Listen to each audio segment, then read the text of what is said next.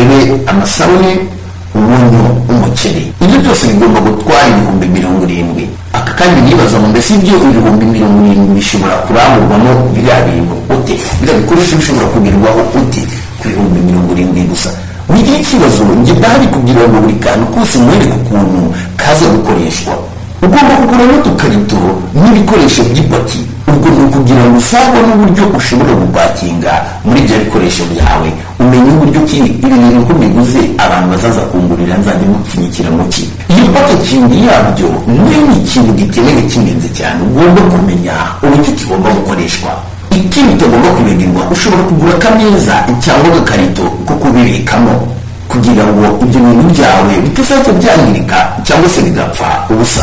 Ibyo rero ni ingenzi cyane ko uba ufite ahantu bibika kandi hadasabye ibintu byadanje, kuko nuza kurebera ku bandi ugakora ibintu bifuza abo babigezeho bafite igishoro kinini.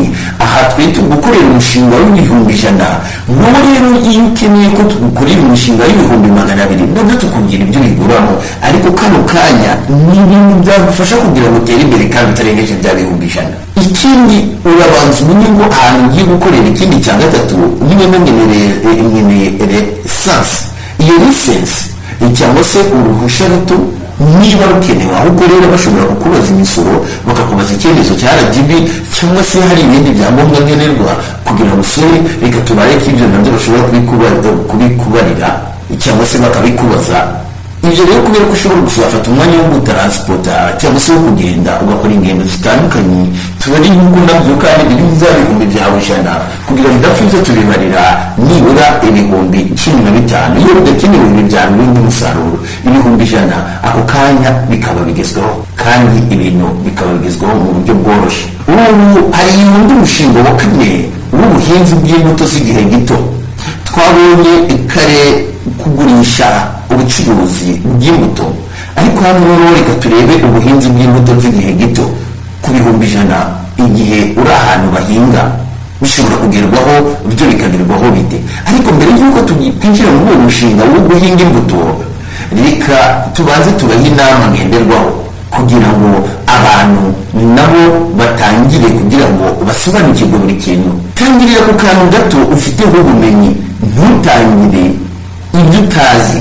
Itangira aho wumva wizeye, aho hantu ufite ubumenyi nibura buke. Ni byiza cyane kandi ibyo utangiriraho. Ariyo mpamvu iyo wifuza kugira tugukorere umushinga n'uburyo watera imbere n'uburyo wakunguka muri ibyo bintu wowe ufiteho ubumenyi buke, nabyo uratwandikira no muri komantere, tukaza tukagukorera ikiganiro kirimo ibisobanuro by'ibyo byose. Reba isoko n'abakiriya mbere y'uko utangira, ari cyo bita business research. Icyo ni ikintu cy'ingenzi cyane kandi gikenewe mu buzima bwawe. Irinde gukoresha ayo mafaranga ku bintu bidasubiza inyungu ako kanya, nko kwiyungura telefone nshya. Utangiye kubona udufaranga dukeya, uhise kugura smartphone kubera ko abantu banyine bafite smartphone. Mutangiye gutera imbere gatoya, ufite umugore atangiye kukubwira ngo tujye gusohoka. Ibyo ni ibintu bitakaza amafaranga kandi mutashobora guhita mugarura. Ni byiza rero ko mwimenya mukamenya naho muri bo muri icyo gihe, mukirinda guhita mukoresha ibintu bidasubiza amafaranga, ugakora ikintu ariko gihita kibyara andi mafaranga ako kanya. Tekereza ku mushinga utanga inyungu mu gihe gito, ubundi ukazayongera buhoro buhoro. Ntukeneye bya mirenge kugira ngo bizinesi yawe igerweho please.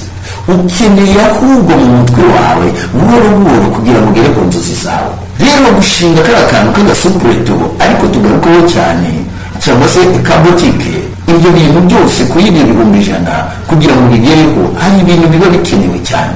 Ubucuruzi n'ubucuruzi bwunguka kandi mu gihe gito kandi bukunguka ibintu byinshi, ariko kandi bukungukira mu tuntu duto duto. Iyi ntego y'ubucuruzi rero y'agasupureto nk'ibikoresho by'ibanze, hari intego y'ubucuruzi. Ni ikintu cya mbere ugomba kugira. Ugomba kugira intego y'icyo ushaka kugeraho n'icyo ugomba gucuruza. Gutanga serivisi yihuse, abantu ntibakugure musange uyu munsi wafunguye ejo wafunze, bituma abakiriya bajya ahandi.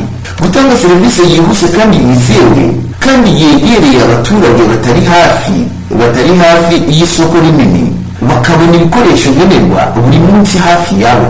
Ibyo ni ibintu by'ingenzi. Ugeze muri karitsiye, kubona iyo karitsiye itangiye guturwa, please ntabwo bikeneye gufata umuryango munini. shaka kandi ushyira aho ngaho, bari muri mu nkengero y'umujyi, bari muri mu cyaro, bazi umenya ahantu uri, umenye icyo gukora bikenewe byihuse.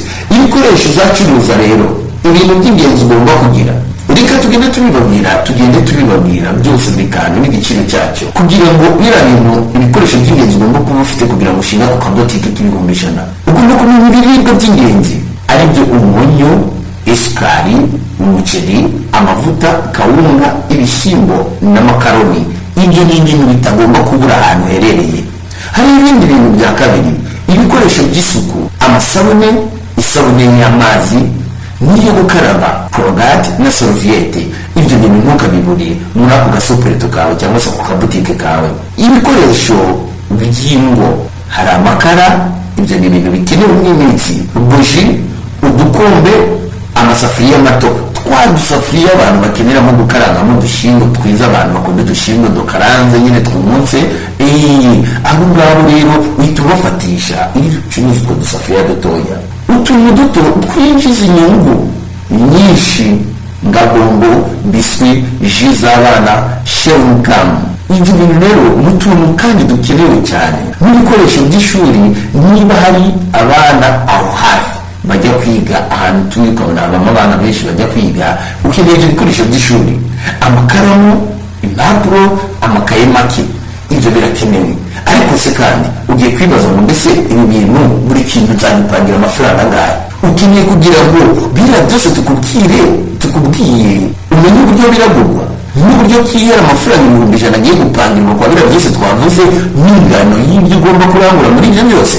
Niba bikeneye nkorera like, share, comment. Ikiganiro ngiye gukurikizaho byose nzamibereke, ugumaho wowe, ndaje noneho mbashirireho uburyo k'ibyo bintu byose bigomba gukoresha. Nuko rero urushinge rwawe njye ngitita Innocent.